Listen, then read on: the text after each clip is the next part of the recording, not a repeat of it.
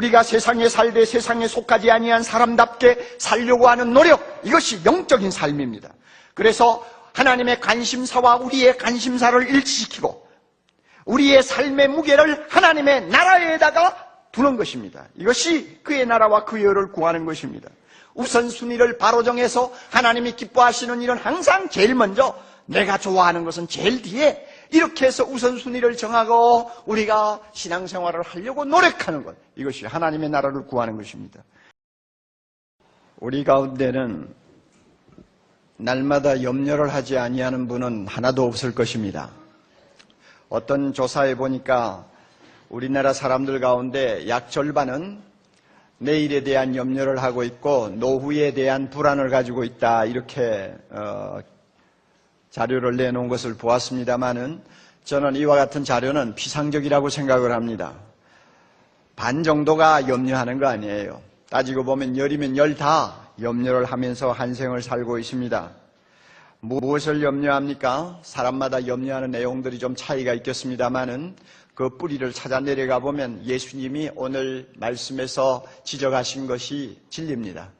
목숨을 위하여 몸을 위하여, 목숨을 위하여 몸을 위하여, 다른 말로 말하면 생명의 안정과 건강, 이것이 우리 모두의 염려의 뿌리요 중심입니다. 그래서 주님이 목숨과 몸에 대한 특별한 염려를 오늘 지적하고 계시는 것입니다. 사람마다 차이가 좀 있기는 하겠죠. 어떤 사람은 염려의 강도가 좀 높고 어떤 사람은 좀 약해서 그저 심하게 염려를 하는 사람도 있지만은 염려를 하는지 안 하는지 잘 모르고 있는데 은근히 밑바닥에는 염려의 통증을 갖고 있는 사람들이 있습니다. 지금 더욱이 우리가 살고 있는 현실을 보면 이 염려라는 것이 아주 폭군처럼 우리를 괴롭힐 수가 있다는 것을 누구도 부인할 수가 없습니다.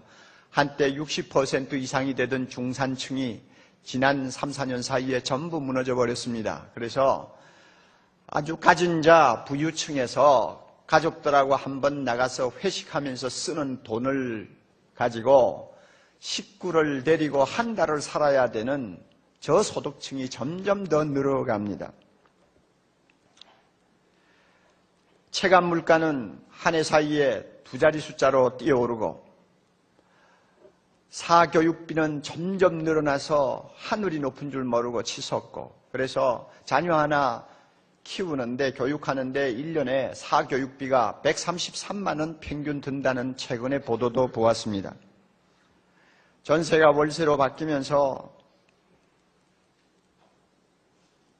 탐욕의 눈이 어두워진 그 집주인들 때문에 얼마나 가난한 사람들이 고통을 겪습니까? 쫓기고 쫓겨서 변두리로 아니면 지하의 단칸방으로 전부 쫓겨 들어가는 일을 우리가 많이 봐요.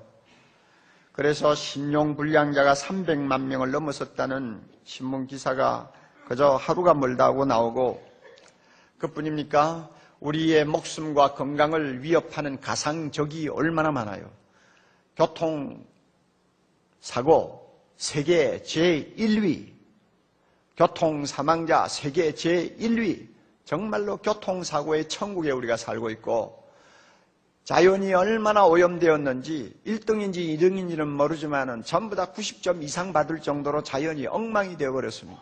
이런 환경 속에서 우리가 매일 살고 있어요. 그러므로 우리의 목숨이 얼마나 위험을 받고 있습니까? 위협을 받고 있어요. 우리의 몸이 얼마나 위험에 노출되어 있습니까? 나 하나만 아니라 우리의 가족들이 얼마나 어려운 상황에 지금 노출되어서 매일매일 마치 줄타기를 하는 것 같은 하루하루를 살고 있는 것이 사실입니다. 그러니 이런 형편에서 염려하지 않고 산다는 것은 불가능한 정도가 아니라 뭔가 비정상으로 우리에게 느껴지는 것이 사실입니다. 오죽하면 솔로몬이 인생을 정의하면서, 그렇게 팔자 좋게 한 생을 산 사람도 인생을 정의하면서 인생이 뭐냐? 평생 근심하면서 수고하다가 가는 것이다. 이게 인생이다 그랬어요. 이런 의미에서 염려는 인간됨의 실존이요, 참 모습이라고도 말할 수가 있습니다. 성경에 보면은 위대한 믿음의 인물들이 참 많이 나오지 않습니까? 그런데 참 그들 한 분 한 분을 좀 뜯어보면 그렇게 믿음이 좋은데도 염려를 전혀 하지 않고 한 생을 보낸 사람이 거의 없어요. 예를 들면 바울 같은 사람 얼마나 믿음이 좋습니까? 그래서 자기의 교인들을 보고 아주 자신 있게 아무것도 염려하지 말라. 그리고 기도와 간구로 하나님 앞에 감사함으로 구하기만 해라 하고 참 교훈을 할 정도로 대단한 지도자였지만은 막상 자기가 염려를 해야 될 상황에 부딪히니까 똑같더라고 말이요. 에바브로디도라고 하는 자기의 제자가 자기가 수감되어 있는 로마 감옥에 방문을 왔다가 병이 들었어요. 그래가지고 이거 소망이 없을 정도로 아주 악화되었습니다. 그럴 때 바울이 얼마나 근심을 했던지 나중에 그 에바브로디도가 하나님의 은혜로 쾌유를 받았습니다. 그러자마자 그는 이렇게 고백을 했습니다. 하나님의 에바브로디도를 고쳐주심으로 인해서 내 근심 위에 근심을 면하게 하였도다 그랬어요. 그 말은 나는 근심하고 또 하고 근심하고 또 하고 근심하고 또 했는데 하나님이 나를 불쌍히 여겨서 에바브로디도 고쳐주심으로 근심을 하나하나 덜어주셨다 그 말입니다. 그러니까 아무리 믿음이 좋은 위대한 지도자도 근심에서 완전히 자유하지 못하더라 하는 이야기입니다. 이렇게 볼 때 25절에서 주님이 하시는 말씀이 공감이 잘 안 가요. 그러므로 내가 너희에게 이르노니 목숨을 위하여 무엇을 먹을까 무엇을 입을까 몸을 위하여 목숨을 위하여 무엇을 먹을까 무엇을 마실까 몸을 위하여 무엇을 입을까 염려하지 말라 하시는 그 말씀이 우리에게 금방 와서 닿지를 않아요. 어떻게 염려하지 않고 인생을 삽니까? 하는 오히려 우리의 마음에 반응이 더 큰 소리를 치는 것을 우리가 느끼게 됩니다. 물론 이 염려는 순기능도 있습니다. 우리가 염려가 되기 때문에 남보다 더 열심히 일하려고 합니다. 염려가 있기 때문에 우리는 위험을 대비하기 위해서 긴장합니다. 염려를 하기 때문에 우리가 남보다도 더 열심히 뜁니다. 그런 순기능도 있어요. 그렇지만은 염려를 이렇게 정당화시키는 것은 하나님의 자녀답지 못하며 예수님의 제자로서 어울리지 않는다 하는 것이 바로 오늘 예수님이 주시는 말씀의 핵심입니다. 하나님의 자녀답지 못하다는 거예요. 예수님을 따라가는 제자답지 못해요. 그래서 예수님은 염려하지 말라고 하는 거예요. 뿐만 아니라 염려를 묶을 수 있는 방법을 가르쳐 주셨어요. 그리고 왜 염려를 안 해야 되는지의 이유도 말씀하셨어요. 그러므로 사랑하는 형제자매 여러분, 우리 모두가 하나님의 자녀라는 것을 의심하지 않습니다. 할렐루야. 우리 모두 하나님의 자녀이기에 세상 모든 일 다 제쳐놓고 오늘 이렇게 나와서 예배 드리는 거 아닙니까? 그러면 우리는 하나님의 자녀로서의 자랑스러운 모습을 잃지 말아야 됩니다. 하나님의 자녀다움을 보여주는 모습 가운데 하나가 뭐냐면 염려하지 않는다는 거예요. 주님이 그렇게 우리에게 요구하고 계세요. 따라서 성령께서 이 시간 우리의 마음을 감동해 주시기를 바랍니다. 귀를 열어주시기를 바랍니다. 말씀을 들을 수 있기를 바랍니다. 말씀을 통해 내 자신이 고침받고 염려에서 자유함을 얻기를 바랍니다. 그렇게 되면 우리는 하나님의 자녀로서 예수의 제자로서의 모습을 회복할 수가 있습니다. 예수님의 말씀을 우리가 쭉 읽어보면 우선 먼저 우리가 발견하는 중요한 교훈이 있습니다. 염려는 안 할수록 좋다는 것입니다. 세 가지 이유를 가지고 말씀하세요. 염려는 안 할수록 더 좋다. 전혀 안 할 수는 없지만 안 할수록 더 좋다는 거예요. 우선 첫째는 왜 그러느냐? 염려는 해로운 것이기 때문이라고 말씀합니다. 여러분 잠깐 말씀을 좀 보세요. 우리 24절에 보면 예수님께서 참 중요한 교훈을 하셨어요. 한 사람이 두 주인을 못 섬긴다. 하나님도 사랑하고 돈도 사랑하고 그러지는 못한다. 하나님 사랑하면 돈을 덜 사랑하게 되고 돈을 사랑하면 하나님 미워하게 된다. 그러므로 한 사람이 두 주인을 절대 겸하여 섬기지 못하느니라. 우리의 마음을 양쪽으로 똑같이 주지는 못한다 그 말입니다. 그러므로 선택하라 그거 아니에요? 그래 놓고 25절에 가서 그러므로 하고는 염려하지 말라고 그럽니다. 글쎄, 두 주인 섬기지 못한다고 해놓고는 그러므로 염려하지 말라. 그게 어떻게 앞뒤가 맞느냐 하고 우리가 생각할지 모릅니다. 여기에 아주 깊은 진리가 있는 것입니다. 부자나 가난한 자나 돈에 마음을 두기 시작하면 드디어 염려의 종이 되어버린다는 것을 전제하는 것입니다. 하여튼 돈에 마음 한번 줘봐. 그러면 틀림없이 염려에 끌려다니는 사람이 되어버려요. 염려는 배금 바이러스가 일으키는 열병입니다. 돈을 숭상하는 자 반드시 그 열병에 걸립니다. 얼마나 위험한지 모릅니다. 심하면 죽어요.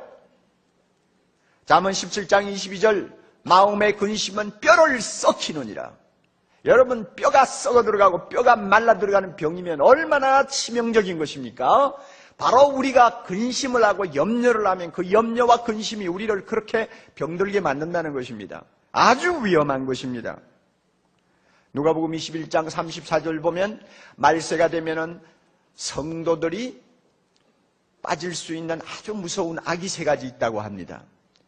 그 악이 얼마나 무서운 것인지 우리로 하여금 영적으로 깊이 잠이 들도록 만들어서 재림하시는 예수님을 맞이할 준비조차 하지 못하다가 나중에는 주님으로부터 버림을 받도록 만들 위험이 있는 악입니다. 그 악이 뭔지 알아요? 첫째는 방탕이요, 둘째는 술 취하는 것이요, 세 번째는 염려라고 그랬어요.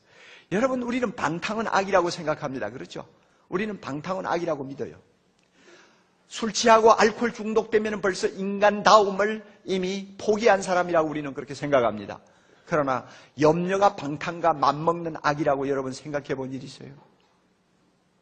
그만큼 염려는 해로운 거예요. 누구든지 돈의 마음이 빼앗기면 이 염려가 우리를 사로잡습니다. 그리고 우리를 병들게 합니다. 영과 육을 망칩니다. 해로운 거예요. 그러므로 안 할수록 좋은 것입니다. 또 두 번째로 염려는 무익하기 때문에 안 할수록 좋아요. 해봐야 소용이 없다는 것입니다. 아무 유익이 없어요. 27절 유명한 말씀 있지 않습니까? 너희 중에 누가 염려함으로 그 키를 한 자나 더 할 수 있느냐? 자, 키 작은 사람에게 염려 주사를 놓는다고 해서 한 번에 한 자나 자라는 거 봤어요? 한 30cm 자란다고 생각하세요? 아무도 염려해가지고 키 자라는 사람 없어요. 이 본문은 또 다른 해석이 가능합니다. 염려한다고 해서 너 생명을 한 자나 더 늘릴 수 있다고 생각하느냐? 안 된다고 말이에요. 우리가 염려해가지고 내 생명 1년 연장할 수 있고 2년 연장할 수 있다면 염려만 잔뜩 하면 1000년도 살 수 있게? 아무도 그거는 소용없다는 거 잘 알아요. 이렇게 염려는 무익한 것입니다. 어떤 사람이 이 염려를 재미있는 사실에다 비유를 했습니다. 자동차에 앉아가지고 기아를 딱 중립에 놓고 그 다음에 시동 걸고 엑셀레이터 밟아대는 것입니다. 그러면 보세요. 기아 중립에 놓고 엑셀레이터 한번 밟아보세요. 소리는 요란합니다. 엔진은 막 나죽는다고 돌아갑니다. 그리고 기름은 펑펑 들어갑니다. 그러나 차는 한치도 안 움직여요. 에너지만 소비합니다. 소음만 요란합니다. 염려가 뭐냐? 꼭 기아를 중립에 놓고 엑셀레이터 밟는 것과 같다 그 말입니다. 사람만 요란해요. 정서적으로, 영적으로, 육신적으로 모든 에너지만 소모돼 버려요. 그러니까 무익한 겁니다. 쓸모없는 겁니다. 그걸 왜 해야 됩니까? 오래전에 목사님입니다마는 미국에서 한때 유명했던 감리교 목사, 감독, 웰치라는 분이 계세요. 그분이 그 당시로서는 참 드물게 101살 생일을 맞게 됐습니다. 101살 생일이니까 대단하잖아요. 그러니까 기자들이 모여가지고 축하하면서 기자회견을 했는데 이때 기자들이 이렇게 물었대요. 목사님 101살이에요. 남은 생을 생각하면서 걱정이 안 드세요? 이렇게 물었습니다. 그랬더니 그 목사님 이런 말을 했어요. 나는 30년 전 70대 은퇴를 했는데 그때 가서 참 새삼 늦게 깨달은 중요한 진리가 하나 있다네. 나는 일평생 살아오면서 부끄럽지만은 목사로서 매일 염려를 끌어안고 살았어. 날마다 염려하고 근심하며 살았는데 나중에 은퇴할 때 가만히 보니 내가 평생 끌어안고 실험한 그 염려 중에 실제로 일이 터진 것은 거의 없더라. 일이 터지지도 않는 문제를 놓고 내가 평생을 실험하면서 염려한 것이 태반이라고 말이요. 그러니 쓸데없이 염려했다는 이야기입니다. 내가 이런 과거를 돌아보면서 교훈을 받았기 때문에 내가 지금 101살, 앞으로 얼마나 살지 모르지만은 앞날에 대해서 나는 걱정 안 하기로 했어. 이렇게 대답을 했다고 합니다. 해봐야 소용없는 염려를 왜 합니까? 그렇다면 하지 않을수록 좋은 것입니다. 세 번째로, 염려는 어리석은 것이기 때문에 안 할수록 좋습니다. 어리석은 거요. 자, 우리 34절 큰 소리로 한번 읽어봅시다. 제일 끝에 있는 구절입니다. 그러므로 내일 일을 위하여 염려하지 말라. 내일 일은 내일 염려할 것이요 한날 괴로움은 그날에 족하니라. 너무너무 유명한 말씀입니다. 잘 보세요. 내일이라는 건 뭐예요? 아직 나에게 이르지 아니한 시간입니다. 내 것이 아닙니다. 이것이 내일입니다. 아직 이르지도 않았고 내 것도 아닌 시간, 나를 놓고 걱정한다는 거, 이것은 정말 어리석은 짓이라 그 말입니다. 헨리 나우엔, 여러분 잘 아시죠? 재미있는 표현을 했습니다. 염려한다는 건 뭐냐? 아직 내 앞에 오지도 아니한 시간과 장소를 무언가로 가득 채우려고 하는 것이다. 그래서 말을 바꾸면 마음이 혹시로 가득 차 있는 것이다. 그래서 마음이 혹시로 가득 차 있다. 혹시 암에 걸리지 않을까? 혹시 자동차 사고가 나지 않을까? 혹시 실직하지 않을까? 혹시 시집 못 가면 어쩌나? 이렇게. 혹시 학교 가는 애가 안 돌아오면 어떻게 하나? 이런 혹시를 가지고 아직도 오지 아니한 시간과 장소를 가득 채우는 게 염려라 그 말이에요. 얼마나 멍청한 짓입니까? 예? 이런 혹시가 내 마음에 염려로 이제 자꾸 차오르기 시작하면 불안해지고 두려워지고 의심이 많아지고 탐욕이 생기고 조급해지고 나중에는 우울해져 버려요. 그래서 우리가 겪는 대부분의 고통은 이와 같이 쓸데없는 염려와 깊은 관계를 갖고 있습니다. 우리의 영적인 삶을 망가지게 만듭니다.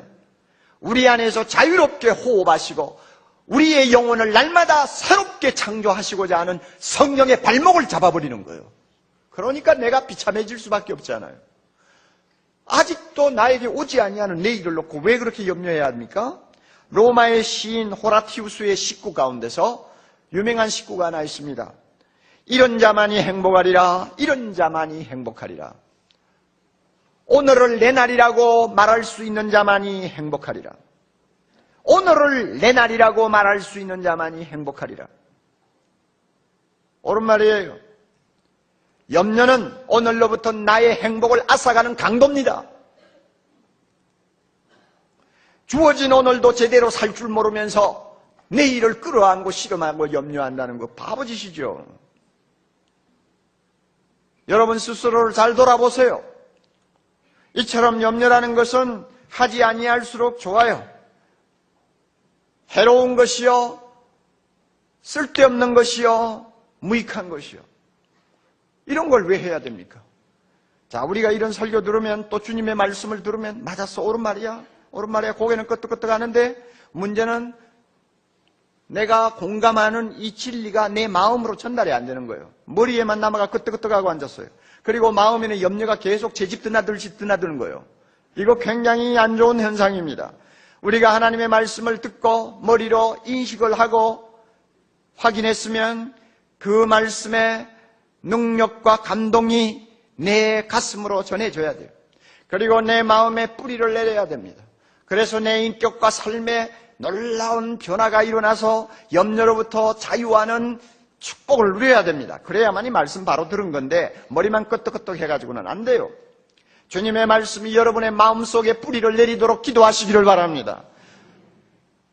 해롭고 쓸데없고 무익한 염려를 오늘까지 끌어안고 제 새끼처럼 그냥 끼고 앉아서 내놓지 않는 이런 바보 같은 짓은 내가 안 하겠다. 주님의 말씀이 오라. 주여 옳습니다. 이 염려로부터 내가 벗어날 수 있게 해 주시옵소서. 주여 이 염려를 묶어서 꼼짝 못하게 해 주세요. 하고 우리가 기도한다면 성령께서 이 시간 우리를 도와주실 줄 믿습니다. 이제 중요한 메시지, 그 다음 메시지를 들으세요. 염려를 묶어놓을 수 있는 비결이 뭐냐 이겁니다. 우리가 염려로부터 완전히 등을 돌리지는 못해요. 세상이 너무 험하기 때문에. 그러나 염려가 함부로 날뛰지 못하도록 묶어놓을 수는 있어요. 어떻게 하면 묶어놓을 수 있느냐? 주님의 말씀이 오늘 이것을 가르쳐 줍니다. 비결은 믿음이에요. 세 가지 믿음이에요. 세 가지의 믿음이라고 하는 쇠사슬로 우리 염려를 꽉 묶어놓고 꼼짝 못하도록 만들 수가 있다는 것입니다. 여러분 잘 들으세요. 첫째는요, 아주 말을 저는 쉽게 제목을 붙였습니다. 왜냐하면 성경 본문 안에 있는 그대로 머리에 담는 것이 가장 기억하기 좋아요. 첫째 믿음이 뭔지 압니까? 하물며 너희일까 보냐의 믿음이에요. 따라하세요. 무슨 제목이 저런 제목이 있나? 자, 하물며 너희일까 보냐의 믿음. 그거 참 재밌네. 참 재밌어요. 자, 보세요. 예수님께서 염려하는 그의 제자들 보고 하시는 말씀. 자, 너희들 공중에 나는 새를 보라. 저 새 좀 봐라. 머리 위로 날아다니는 새를 보라. 저 새가 말이야 심지도 않았어. 추수도 안 했어. 곳간에서 안 오지도 않았어. 그러나 너희 천부께서 다 기르시고 먹이시지 않느냐. 그렇게 말씀하셨어요. 그리고 여러분, 염려하는 제자들 보고 너 들의 백합화 봤지? 백합화 참 이쁩니다. 새빨간 게 얼마나 이쁜지 몰라요. 우리는 백합화 하면 길쭉하고 보기 싫은 꼭좀 뭐 그런 거 있잖아요. 그런 꽃이지만 정말 유대나라 백합화 이뻐요. 너 백합화 봐라. 저렇게 아름다운 백합화 누가 저렇게 옷을 잘 입혔냐? 하나님이 입히셨다. 하나님이 입히셨다. 그래 놓고요. 여러분 30절 한번 보세요. 오늘 있다가 내일 아궁이에 던지우는 들풀도 하나님이 이렇게 입히시거든. 다같이 그 다음에 하물며 너희일까 보냐. 하물며 너희일까 보냐. 그러니까 하물며 너희일까 보냐가 무슨 뜻인지 벌써 딱 어감이 오잖아요. 공중에 새도 먹이시는 하나님, 참 그렇잖아요. 들의 백합화도 입히시는 하나님, 그런데 하물며 우리를 그대로 내버려 두시겠느냐 하는 이야기입니다. 여러분, 공중의 새, 자료를 보니까요, 지구에 있는 이 조류가 말이죠, 얼마나 되느냐? 한 1000억 마리 된대요. 살아서 날아다니는 새들이 한 1000억 마리 된대요. 엄청나요. 그 새가 어떻게 매일 먹고 사는지 우리 상상을 초월합니다. 그런데 우리나라에 절기 따라서 왔다 갔다 하는 제비 있잖아요. 어느 교수가 그 제비를 놓고 연구한 자료를 좀 보니까 그래요. 제비는 새끼에게 하루 100번 이상 먹이를 갖다 준대요. 이 순놈 암놈이 번갈아 가면서 이 곤충을 잡아가지고 100번 이상 가서 먹인대요. 그러니까 하루에 줄잡아 7,000마리의 이 날파리 곤충을 갖다가 새끼에게 먹이는 거예요. 그래서 새끼를 키우는 3주간 동안에는 무려 15만 마리를 먹이는 거예요. 이야, 여러분, 우리 보고 그렇게 제비에게 먹을 것을 주라면 여러분 주겠어요? 그런데 제비가 어디 한두 마리입니까? 하나님이 그 모든 날짐승을 다 먹이고 키우신단 말이에요. 그 전능하시고 부유하신 하나님이 날짐승도 저렇게 먹이고 키우는데 하물며 나일까 보냐? 하물며 우리일까 보냐? 이 믿음 가지라 그 말입니다. 날짐승 먹이시는 하나님, 들판에 있는 풀도 키우시는 하나님, 그것 비해서는 너무너무 중요한 우리를 가만히 그대로 내버려 두지 않으신다는 믿음입니다.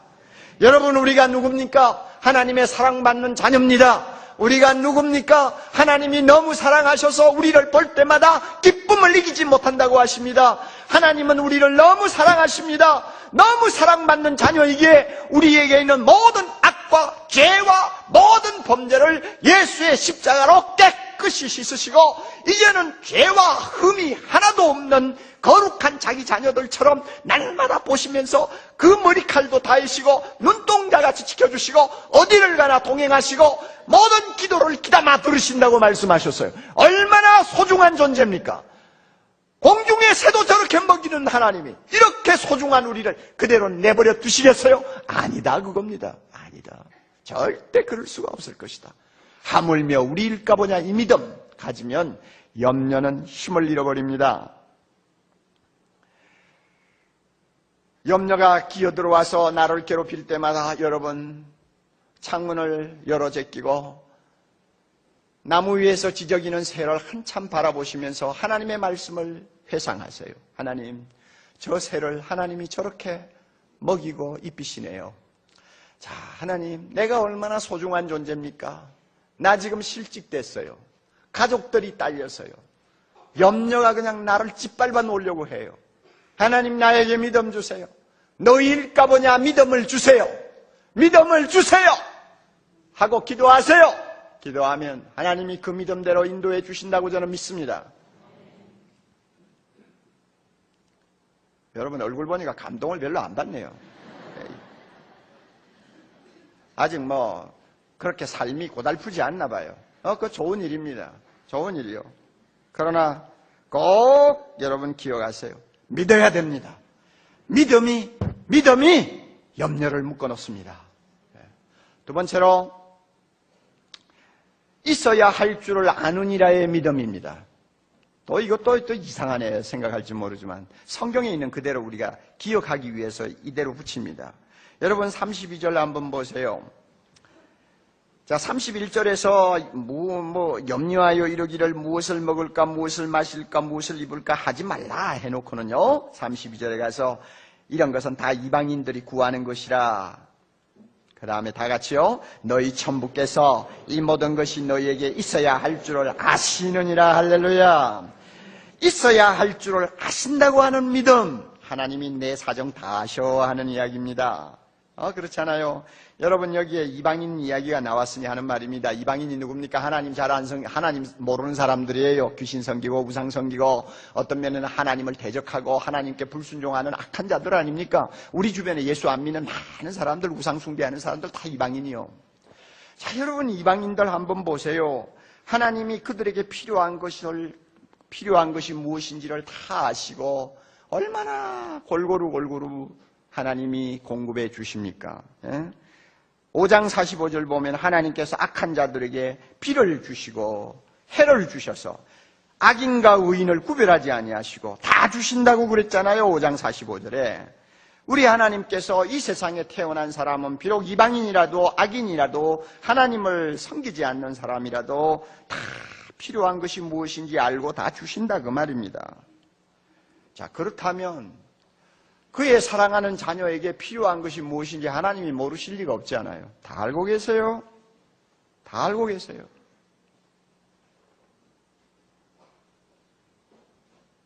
그러므로 여러분 염려가 몰려오면요.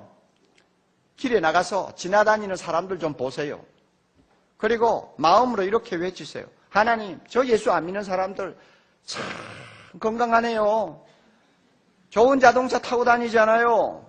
저 보세요. 하나님, 예수 안 믿는 사람이에요. 내가 알아요. 그런데 좋은 집 살잖아요. 하나님 저런 사람에게 다 무엇이 있어야 할 줄을 알고 다 주셨는데 하물며 나를 가만히 내버려 두시겠습니까? 절대 그렇지 않다고 저는 믿습니다. 하고 여러분이 스스로 한번 장담해 보세요. 요즘 최근에 신문에 좀 났습니다만은 여러분 포르노 잡지에 참 그 시조라고 할 수 있죠. 정말로 인간을 정말로 더러운 음란의 그 쓰레기통에다 집어넣는데 공헌을 한 플레이보이지 창업주 해프너라고 하는 사람 있잖아요. 우리 생각 같으면 천벌을 받아가지고 30살도 못 살 것 같은데 지금 75세 생일을 맞았어요. 한때는 뇌졸중에 걸려가 다 죽어간다 했더니 완전히 건강회복했어요. 그래가지고 75세 지금도 20대 미녀를 7명을 데리고 같이 살아요. 야, 여러분 노익장을 가시하고 있어요.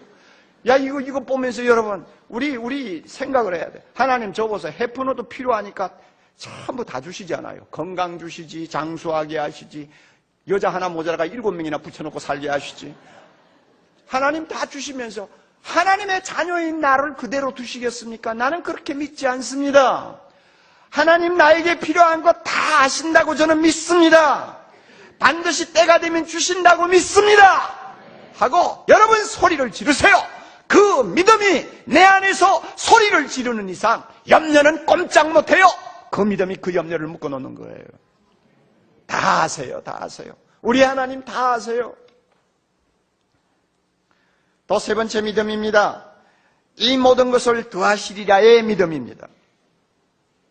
33절 우리 다 외우는 말씀입니다만은 한번 봅시다. 너희는 먼저 그의 나라와 그의 의를 구하라. 그리하면 이 모든 것을 너희에게 더하시리라.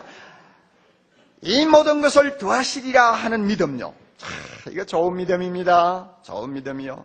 우리가 하나님의 나라와 그 의를 구하기만 하면 하나님이 때를 따라 필요한 것은 내가 구하지 아니해도 다 주신다는 말씀이에요. 이거 얼마나 좋은 믿음입니까? 여러분, 그의 나라와 그의 의를 구한다는 말을 너무 어렵게 생각지 마세요. 그의 나라와 그의 의를 구한다는 게 뭡니까? 첫째는 예수님을 나의 구주로 고백하고 믿는 것을 말합니다. 그의 나라와 그의 의를 구하는 것이 뭡니까? 우리가 이렇게 바쁜 세상에서도 시간 내서 주님 앞에 나와 경배하고 주님의 이름을 높이고 찬양하는 예배가 너무 소중한 줄 알고 모든 들판으로 나가고 싶은 유혹을 끊어버리고 함께 모여서 예배드리는 이 생활 자체가, 행동 자체가 하나님의 나라를 구하는 것입니다. 여러분, 구하는 것이 뭡니까? 주기도문에 나오는 말씀대로 하나님이여 어떻게 하면 우리 아버지의 이름이 온 땅에 영광을 받으실 수 있습니까? 이거 관심을 갖는 것이 하나님 나라 구하는 거예요. 주님의 뜻이 이 땅에 이루어지기를 원합니다 하는 소원을 갖고 사는 게 하나님 나라 구하는 거예요. 하나님의 나라가 이 땅에 완성되어 주님이 우리에게 주시고자 하시는 영원한 영생을 우리가 누리도록 하신다는 그 아름다운 약속 붙들고 그날의 청사진을 가슴에 품고 꿈을 꾸는 삶이 하나님의 나라를 구하는 것입니다. 그런데 여기서 구한다는 말을 여러분이 주의하세요. 가만히 앉아가지고 되는 거 아니에요. 노력해야 됩니다. 훈련해야 됩니다. 최선을 다해야 합니다. 이 약한 세상에서 우리가 하나님 나라를 구한다는 것은 가만히 앉아 되는 거 아니에요. 매일 아침 일어나가지고 직장을 나갑니다. 똑같은 생활이 반복됩니다만은 여러분 하나님 나라를 구하는 자의 태도는 달라요. 조금이라도 좀 일찍 일어나서 아무리 바쁘고 쫓기지만은 하나님의 말씀 펴놓고 골방에 들어가 하나님 오늘 나는 어떻게 살아야 됩니까? 내 스케줄은 이렇습니다. 이 스케줄을 통해서 하나님의 이름이 높임을 받기를 원합니다. 주님의 나라가 이 땅에 확장되기를 원합니다. 나를 사용해 주세요. 하나님의 뜻에 나를 일치시켜 주세요. 하고 단 5분, 10분이라도 기도하고 일어나는 노력을 하는 사람이 하나님의 나라를 구하는 사람입니다.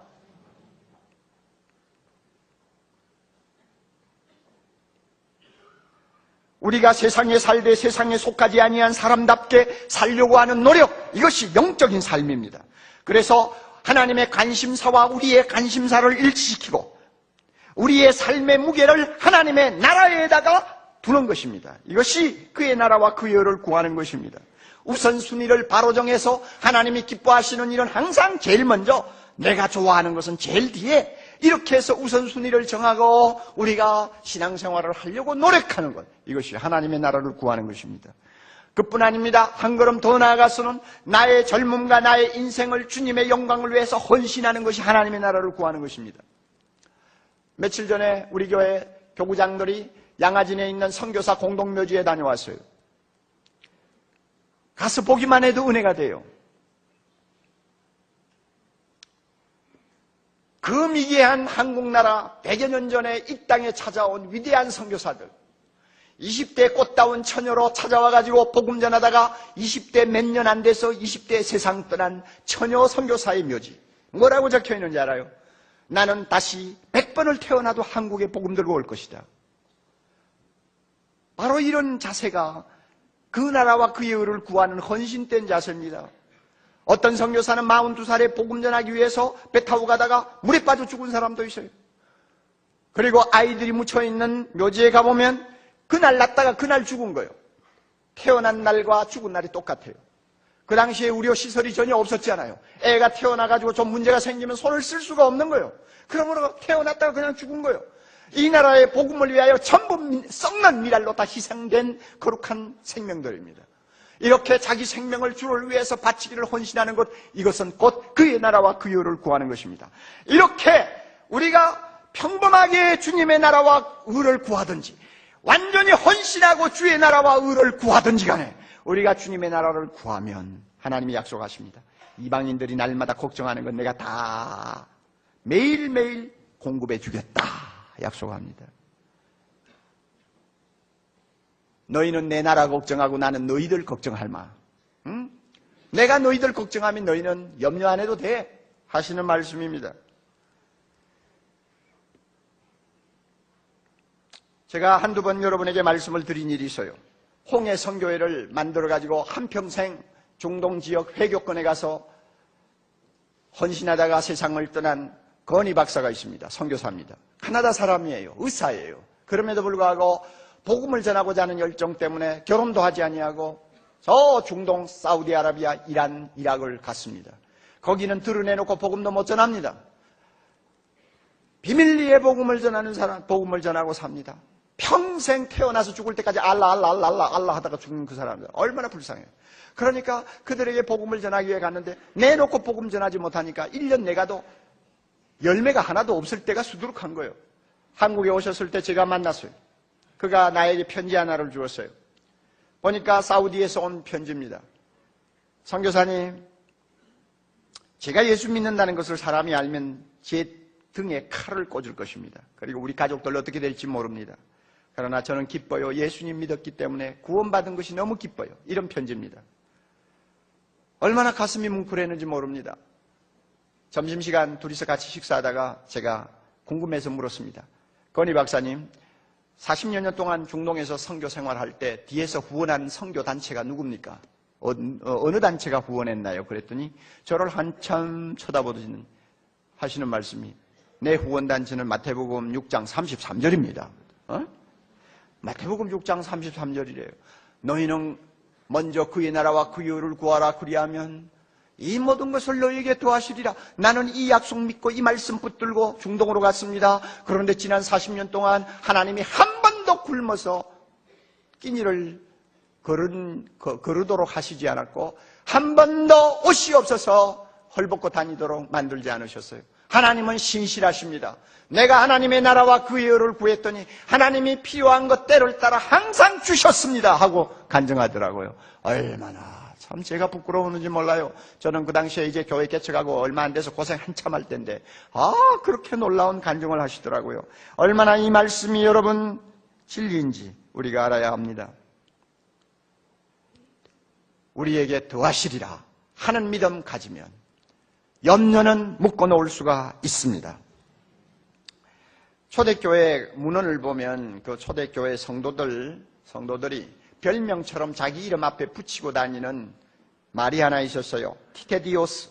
티테디오스라고 하는 말입니다. 티테디오스, 염려에서 해방된 사람 하는 뜻입니다. 초대교회 대부분의 사람들은 무식합니다. 가난합니다. 그들의 삶에 무슨 인간적인 기쁨이 별로 없었어요. 그러나 예수 믿고 나서 하나님의 나라의 영광을 그들이 보고 나서부터는 그들의 가슴이 얼마나 은혜로 충만했는지요. 한 생을 주님의 복음 위에서 살려고 노력했습니다. 그러므로 그들은 자기들이 종사하는 모든 생업을 통해서 자기들이 몸담고 있는 가정을 통해서 복음이 전해지도록 최선의 노력을 다했습니다. 그래서 나중에는 로마가 그들 앞에 무릎을 꿇었습니다. 전 세계에 복음이 증거될 수 있도록 발판을 만들어 주었습니다. 이렇게 헌신된 삶을 그들이 사니까 염려가 다 날아가는 것을 알았어요. 그래서 염려에서 해방된 사람, 이것을 좀 자랑하고 싶어서 티테디오스, 베드로, 티테디오스, 요한, 티테디오스, 도마하고 이름을 갖다 붙이고 다녔다고 합니다. 여러분, 우리도 이런 사람이 되어야 되지 않겠어요? 예수님의 제자입니다. 하나님의 자녀입니다. 아무리 염려가 산더미처럼 쌓여있는 현실이라 할지라도 티테디오스 오가는 얼마나 신나요. 여러분 한번 해보세요. 티테디오스, 자기 이름 한번 불러보세요. 티테디오스.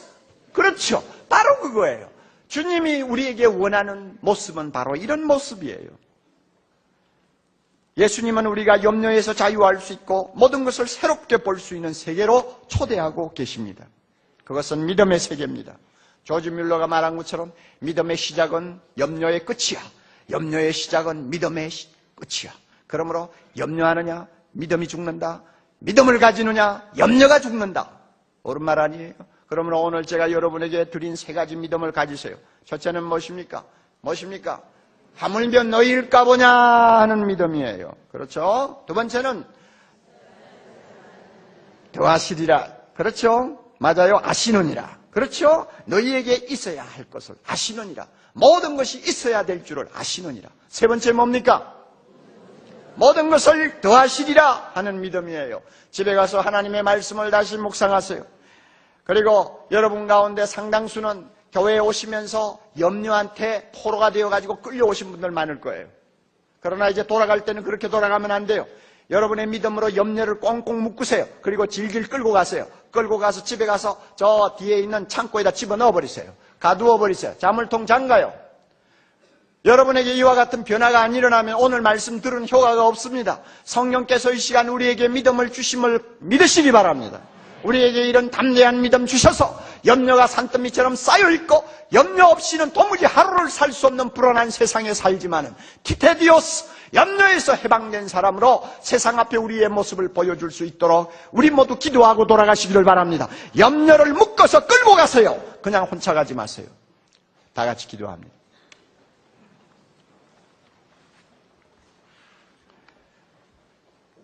자비로우신 하나님 아버지, 우리 모두가 하나님의 사랑받는 자녀이기에 하나님께서는 우리에게 염려하지 말라고 말씀하시는 줄 우리가 오늘 배웠습니다. 주여, 염려하지 않게 하옵소서. 해롭고 무익하고 바보 같은 염려하지 말게 하시고 믿음으로 이 모든 염려를 묶어가지고 우리가 항상 믿음 안에서 승리하며 자유할 수 있도록 축복해 주시옵소서.